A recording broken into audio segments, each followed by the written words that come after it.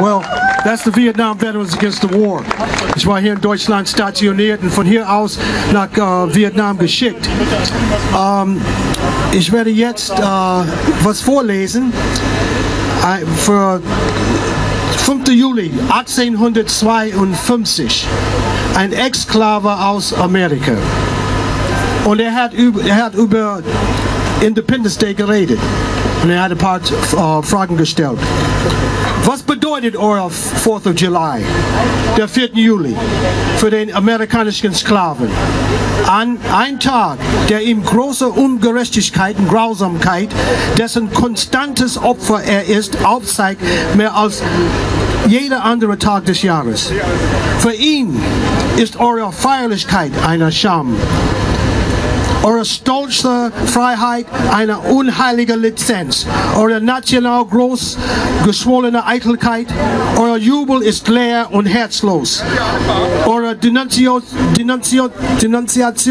von Tyrannen, musikalisch begleitete Frechheit. Euer Schrei von Freiheit und Gleichheit, hohler Spott. Eure Gebete und Hymnen, eure Zeremonien und Erntedank mit all euren religiösen Paraden und Feierlichkeiten sind für ihn bloße Bombast, Betrug, Verschleierungen, Respektlosigkeit, Heuchelei und ein dünner Schleier, um Verbrechen zu vertuschen, die eine Nation als Barbaren blamieren würden. Es gibt keine Nation auf dieser Erde, die schockierender und blutigere Praktiken schuldig ist, als das Volk der Vereinigten Staaten zu genau dieser Stunde. Und das ist 1852. Geh hin, wo du willst. Suche, wo du willst. Streife durch alle Monarchen und Despotien der alten Welt. Reise durch Südamerika. Suche nach jedem nüchtern. Und wenn du den letzten gefunden hast, lege die Fakten an die Seite der alltäglichen Praxis. Diese Nation und du wirst gemeinsam mit mir sagen, dass bei dieser empörenden Barbarei und schamlosen Heuchelei Amerika regiert ohne Rivalen. Okay. I just want to read that in English, very short. What to the American slave is the 4th of July? I answer, a day that reveals to him more than all other days in the year the gross injustice and cruelty to which he is a constant victim. To him your celebration is a sham, your boasted liberty an unholy alliance, your national greatness swelling vanity, your sounds of rejoicing are empty and heartless, your denunciation of tyrants brass-fronted impudence, your shouts of liberty and equality hollow mockery, your praise and hymns, your sermons and thanksgivings with all your religious parade and solemnity are to him mere bombast, fraud, deception, impiety, and hypocrisy, a thin veil to cover up crimes which would disgrace a nation of savages.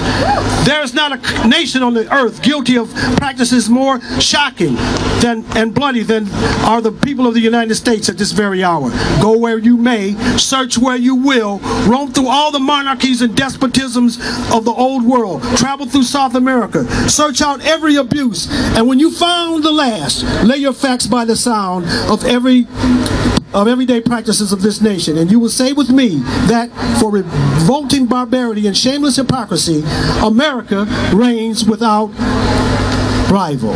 Thank you. Free Bradley Manning. Free Bradley Manning. Let's protect Edward Snowden and all whistleblowers and everyone in the United States military that's resisting right now the war. Thank you.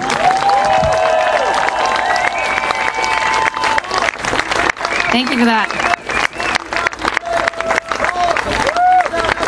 I have the great privilege and honor to present Jacob Appelbaum from the Tor Project. Please welcome him.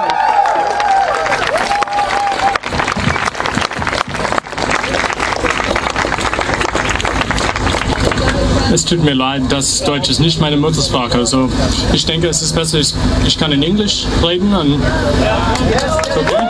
Okay. Yes, we scan. So,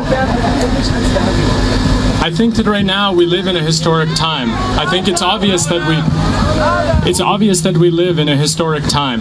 This is not something that, of course, anyone would ever want to deny, but the things that we see now with Snowden are things that many of us have suspected for a long time, that many of us have been dismissed as being paranoids or as being, sorry, all right. We live in a time, better? We live in a time that is historic and important for many reasons, but one of them is that the things that we have long suspected are now coming to light. This is to say that when many of us have been dismissed as paranoid or loony leftists or crazy right-wing people or whatever it might be about surveillance and about systems of control that flow from that surveillance, we now know that those things are in fact happening, and we understand that they happen without any semblance of due process, without any semblance of human rights as we would traditionally consider them.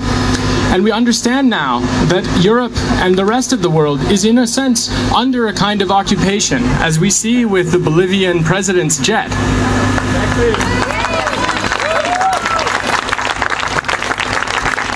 When my president, Barack Obama, said that he would not scramble jets in order to intercept a hacker, it is clear that he has once again discredited himself, and he has insulted the dignity of the American people and the rest of the world.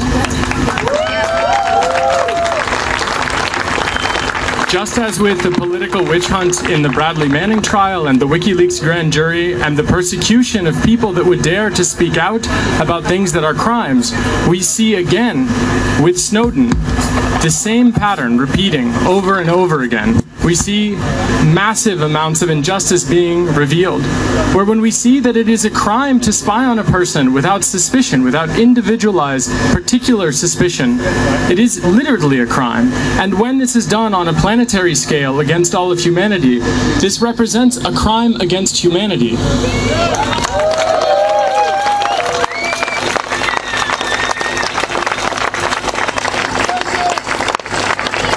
There are people who would suggest that this is not new, and they would suggest that there is nothing to be done about this. But these cynics are irrelevant, and we must dismiss them as either benefactors of this system, or we should dismiss them as people who are under siege. If anything, those that are under siege, we could dismiss them or we could bring them in. It is up to us to make this choice. But it is not the case that we have nothing to do. There are many things to do. Truth and reconciliation are possible in even the most horrible of circumstances. We right now are proof of this standing in Berlin. It is extremely, extremely important to recognize that what we can do, what we must do in some cases, is to acknowledge this exceptional time that we live in right now. If we are to acknowledge that, then we are to understand that we have agency. One of the agencies I suppose that we all have, each and every one of us, is to acknowledge that these things are happening. This is one of the great shifts that Snowden has brought forward. No reasonable person now could suggest that this spying is not total. And no reasonable person could suggest that the German government is not benefiting from it. And this conflict of interest, it is assured that with a conflict of interest like this, that people will simply not have the protection that their states allegedly provide to them. For the FBI to wiretap me, all of you are remaining vulnerable. For the BND and the BKI to be able to spy on each of you, so too are you vulnerable when you travel elsewhere or when you are here with merely a $30 cell phone. These kinds of things are trade-offs that are made in secret, and these kinds of trade-offs have been revealed by Snowden to be wrong, but also it shows us that Snowden himself has rejected the Faustian pact of this type of power. If we are to pretend that he is to be discredited, as some in America and around the world will do, we must recognize that he could not cause this much uproar if he did not have such a connection to such total power? How is it that he could spy as a whistleblower, literally, as an NSA and CIA person? How is it that he could get FISA court documents? How is it that he could have proof and evidence of these things if he was not part of a spying system that was so complete and total that it subverted the very fabrics of our democracies? So these things, they are true, and it is up to us to acknowledge that truth first. And secondly, it is up to us to protect the people that tell us these truths against the people who would abuse this.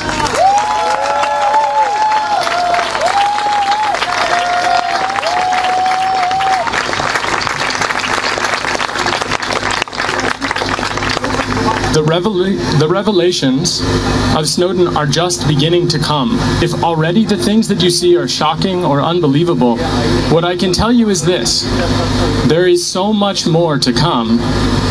The truth is coming, and it cannot be stopped.